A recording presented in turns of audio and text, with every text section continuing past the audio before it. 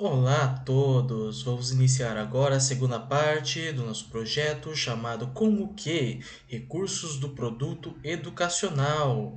E o tema desse módulo é multimodalidade, diferentes modos de significação.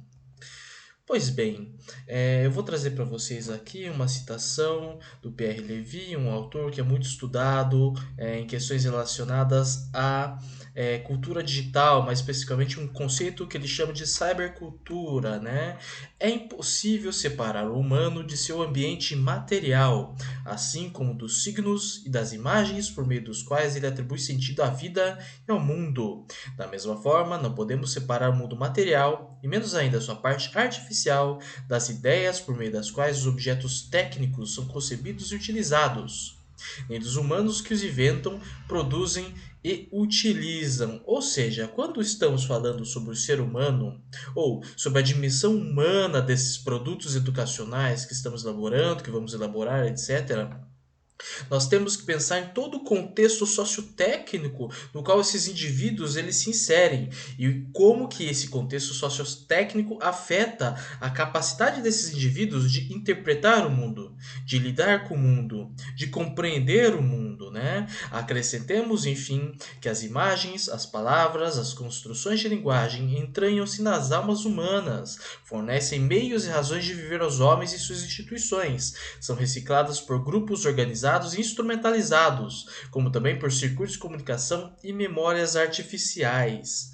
Ok, aqui um meme que eu encontrei na internet que é o seguinte: vou lá quieto, mexo no celular, atrapalha a aula, não presta atenção em nada, tiro foto do quadro e vou embora.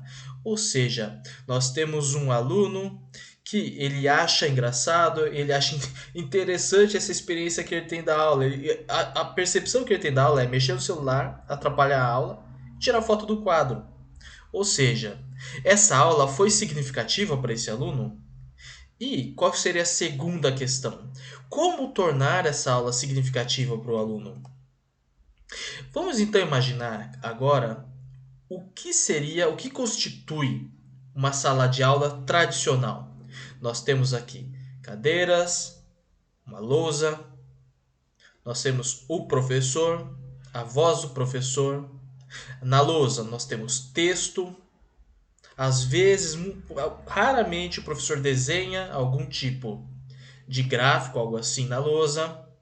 Nós temos o livro didático. O livro didático, ele concentra a maior parte de significados. Ele constitui uma cadeia de significados para esses alunos. O livro didático e a voz do professor são os dois principais recursos de produção de sentido dentro de uma sala de aula normal. Isso é muito importante para nós. Eu gostaria que vocês prestassem muita atenção nessa questão. Por quê? Os jovens, as crianças e mesmo os adultos na contemporaneidade, eles geram significados por meio de outros instrumentos. Não somente do livro, não somente por meio de texto, mas por imagens, sons, vídeos, etc. Como dialogar de maneira inteligente, de maneira pedagogicamente responsável, de maneira reflexiva e crítica, esse tipo de ethos, esse tipo de percepção de mundo nova que vem surgindo com este espaço. Este é o grande desafio proposto pelos produtos educacionais. É esse tipo de desafio que deve ser sanado de maneira, repito, responsável, porque muitas vezes muitas soluções inovadoras nos são propostas sem que haja uma reflexão pedagógica por trás dela, sem que haja uma reflexão crítica por trás delas. Essas soluções inovadoras muitas vezes se parecem com desenhos antigos, com percepções antigas do que significa tecnologia. Por exemplo, esse robozinho do Jetsons, que era empregada deles. Os Jetsons eles lidavam com muitos robôs, muitos aparelhos tecnológicos. Esses aparelhos eles se importavam com os seres humanos. E eles solucionavam de maneira mágica determinadas situações. Os produtos educacionais, nós sabemos que não são isso. Mas nós sabemos, agora que estudamos os três módulos anteriores, que eles possuem a potencialidade de organizar de forma crítica novas formas de diálogo da experiência do aluno com a experiência do educador, nova forma de diálogo desses dois níveis de experiência. Pois bem, analisamos nos últimos módulos que, a partir da pedagogia dos multiletramentos, aqui eu defendo que os produtos educacionais eles possuem o potencial de organizar novas formas de representação do conhecimento pelo professor, novas formas de expressão e de aprendizagem pelo aluno e novas formas de avaliação pelos educadores. Eu repito, mais uma vez, esses conceitos para que haja de forma clara a importância deles. Na atualidade, vislumbramos mudanças radicais em incontáveis esferas. Mudanças na esfera econômica, mudanças na esfera cultural, mudanças sociais, políticas, mudanças tecnológicas e mudanças subjetivas. Os processos de produção de subjetividade, as pessoas, como modo as pessoas enxergam a si mesmas, o seu papel no mundo, o modo como elas se comunicam com outras pessoas, alterou-se radicalmente. Vislumbramos também mudanças simbólico-comunicacionais. Os recursos pelos quais as pessoas se empregam para comunicar umas com as outras mudaram muito, ampliaram-se radicalmente. Há 30 anos atrás as pessoas não usavam o WhatsApp. Há 20 anos atrás o WhatsApp não era tão popular, se é que o WhatsApp existia. E mudanças epistemológicas também. Quando digo WhatsApp, eu digo tecnologias de comunicação rápida. Há 20 anos atrás nós tínhamos o MSN, por exemplo, ICQ, que eram tecnologias que o WhatsApp superou radicalmente elas. Mudanças epistemológicas, portanto. O que significa o conhecimento? O que significa conhecer? Em diversos níveis. Desde os tipos de conhecimentos mais básicos. A pessoa vai na padaria comprar pão, ela pode utilizar um cartão de crédito, cartão de débito. Ela pode fazer um Pix, por exemplo. Quais são os tipos de conhecimento necessários para fazer um Pix? Aí nós temos também mudanças em relação ao que significa produzir o conhecimento. A pesquisa acadêmica, nos últimos 20 anos, se alterou radicalmente, em muitos níveis, em muitos setores. Ok. Por que estou falando sobre essas mudanças nesses níveis? Porque os produtos educacionais eles estão inseridos nesse contexto. Eles estão inseridos nessa nuvem de palavras, EAD, tutor, ensino à distância, tutoria, capacitação, contexto, etc. Modalidade. O que significa modalidade? Modos de significação. Eu vou pular aqui um pouquinho para a gente já adentrar esses modos de significação. Nós temos 5 modos dentro da teoria de Günter Kress, que é um autor que eu trabalho. Essa obra é muito interessante. Quem tem a possibilidade de estudar essas questões, eu acho muito importante para quem trabalha questões relacionadas a produtos educacionais. Nós temos o modo visual de significação, o modo auditivo, o modo gestual, o modo espacial e o modo linguístico. Quando digo linguístico, é verbotextual. Quando digo auditivo, são sons, música, etc., efeitos sonoros. Quando digo visual, são imagens, etc. E vejam que, muito raramente, esses modos de significação operam isoladamente. Mesmo um livro possui uma capa. A capa, não devemos julgar um livro pela capa. A capa produz significados.